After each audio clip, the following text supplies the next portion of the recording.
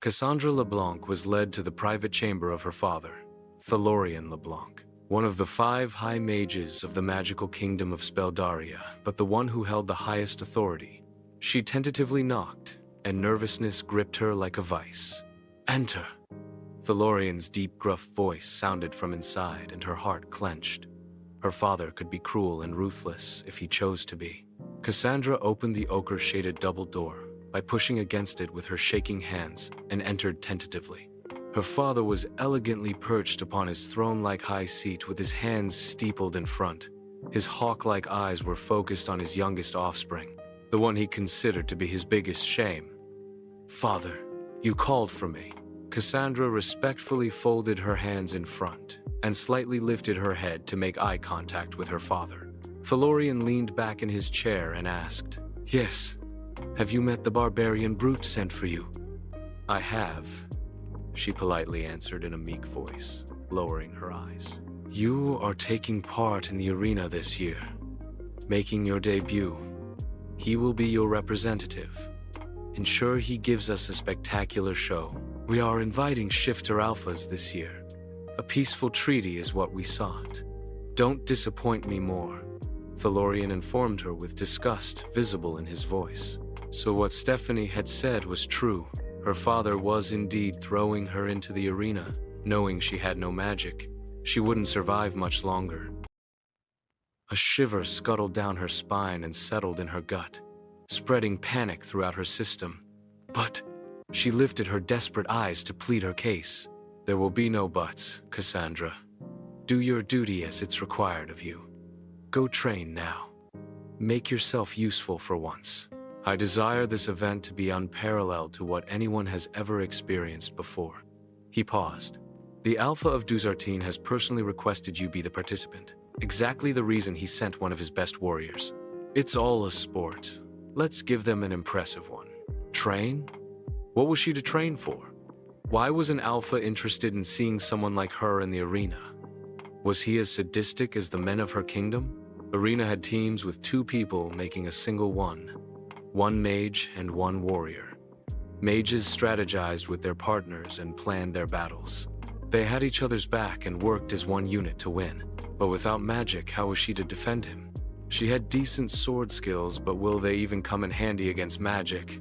Lightning-fast shifters, vampires, orcs, and who knew whom her father had invited this year? It was useless to argue with her father, though. "Yes, father," she defeatedly said and bowed in respect. She was suffocating under his scrutinizing gaze and wished to leave here as soon as possible. Her body moved, her feet shuffled, taking her closer to the door. A few more steps and she would be out of there. "Die if you have to in the arena, but don't bring shame to me. A dead daughter is better than a shamed one." His heartless words had her halting, but she didn't spin around to face him. Tears scalded the back of her eyes, but none escaped. "Then I guess I will die," she stiffly said before rushing out of that stifling place. Her feet made no noise against the cold, colorless floor. A lady through and though she had been taught to be, even when her life was falling apart. Her father had never disciplined her by vetting out physical punishments, but his emotional torture was enough to leave her soul in shambles. If only her mother was alive. In her quickness, she bumped into someone and almost fell to the ground if her wrist hadn't been caught by a strong hand. She was pulled forward and was made to stand on her feet. Her breath becoming irregular for her heart was going berserk. Raising her head, she wished she hadn't been hasty. He was the last person she wished to see in that moment. "Is all well with you?" he slowly asked, steadying her and letting go of her wrist quickly, as if her touch had scalded him. Cassandra hurriedly composed herself and curtsied. "I apologize. I shouldn't have made haste." "No apologies needed." "Is it true, though?" A hint of curiosity she sensed in his voice as his cerulean eyes tried to read her face. "True what?" Her heart throbbed in her swelled chest. She had a hint of what he wished to inquire. "That you are taking part in the arena, and already have a warrior gifted to you by the Alpha of Dusartine for it," her fiancé asked, a hint of surprise in his voice, but no possessiveness, as should have been. He could have prevented this. He was her father's right-hand man. Yes, Commander Raziel, she politely answered. No butterflies were dancing in her stomach when she spoke to him. They had long died because of his indifference. There was a time when she was mesmerized by the handsome mage commander. Like a naive girl with unrealistic dreams. He was hers now, and yet he wasn't. The arrangement was forced by her father on the pretext she wouldn't find a good match elsewhere, and his biggest shame would remain under his roof. She felt nothing now, empty like a hollowed shell, whose pearl had been lost. The way he spoke to her, all bland and emotionless, it killed her more every time. But she had learned to guard her heart around him. He didn't affect her the way he used to, and she wondered, being the commander working directly under her father, he knew someone was sent for her, and yet he made no effort to interfere. She half expected him to say that he would speak to her father that she wasn't fit for the arena, where blood flowed like water, and only people with years of training dared set foot in it. But Cassandra was stretching her luck. "Good luck then. I will see you around," he said politely, but without a hint of envy or unease. It felt like he was almost relieved. No one loves the cursed child like her, who had killed her mother during childbirth, and turned out to be such a disappointment. Being a mage princess and possessing no magic, she was an abomination. Why would a mage of his caliber ever want or love her? He seemed disgusted, almost. "Of course," she answered, trying to keep the hurt and bitterness from creeping up in her voice. The unshed tears were held at bay, too. She watched him leave. His blue and silver cloak effortlessly flowed behind him, and so did his long raven hair. A straight braid rested elegantly in the center of his locks. With a restless sigh, Cassandra turned her head and headed back to her room. She had to have a conversation with the mysterious warrior. He did within a few minutes what Raziel couldn't do in all their years of knowing each other.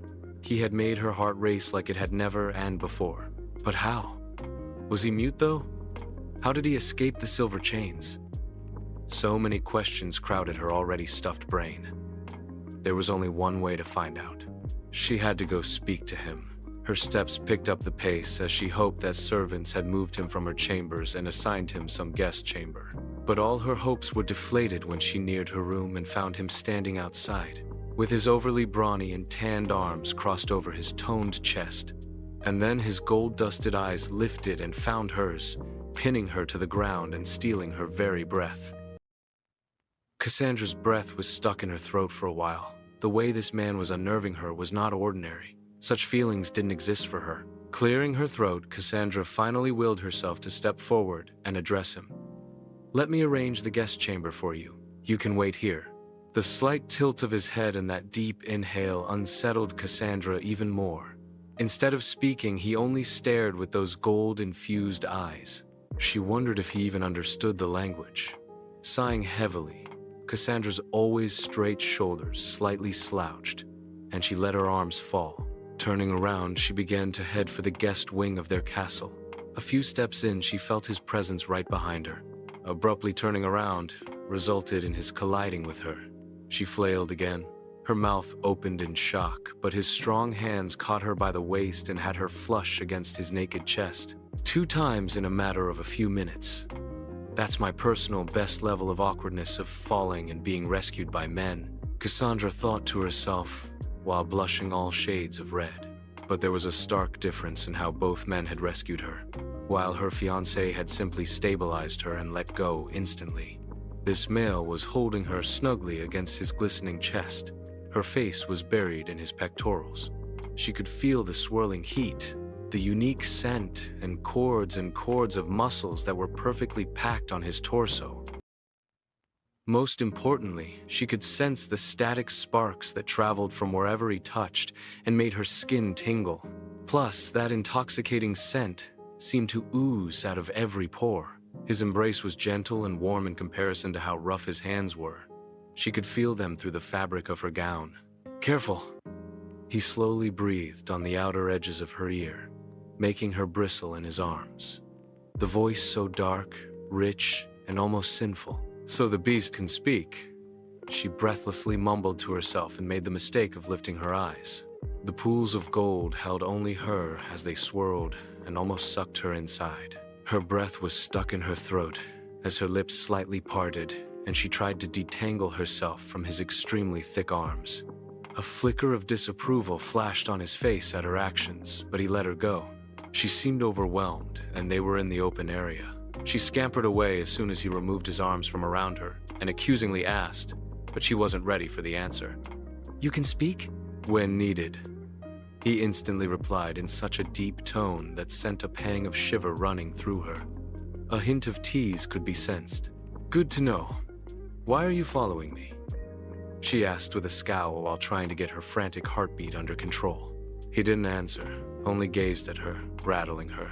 She began to walk again, and he followed but leaned in and whispered. The hot breath made the tiny hair on her nape stand erect. "To save you from falling on that pretty ass and hurting yourself."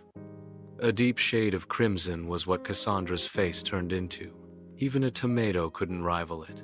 She abruptly turned to face him, the scowl transforming to a full-on glower. "Did he just speak about my ass? Is that what he had been looking at?" "Stop looking at my ass. Keep your eyes here." She pointed to her face with her other hand on her waist. He seemed unfazed, almost amused. A slow smile was curling up on his fuller lips. They were interrupted by a servant. She bowed her head and waited for their staring contest to end. "Yes, Tabia." Cassandra finally turned her head to face her. "She was her father's special messenger. According to your father's wishes, the guest chamber in the East Wing has been arranged for your warrior. Your father says all his needs and requirements are your responsibility. There shouldn't be any slacking in his care," she informed Cassandra, almost haughtily. Servants didn't respect her, knowing that she wasn't her father's favored child. The other two were.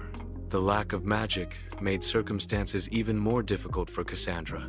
"I will handle it," she told Tabia in a calm voice, knowing they wouldn't help her and would only add to her misery. But the man with golden eyes observed how she had spoken to Cassandra. The playfulness he had held while talking to Cassandra disappeared, replaced by flickers of disapproval and darkness. His annoyed glance flitted towards Tabia and she felt an immense surge of raging energy emanating within that strange man. She instantly retreated and ran away like a wet cat.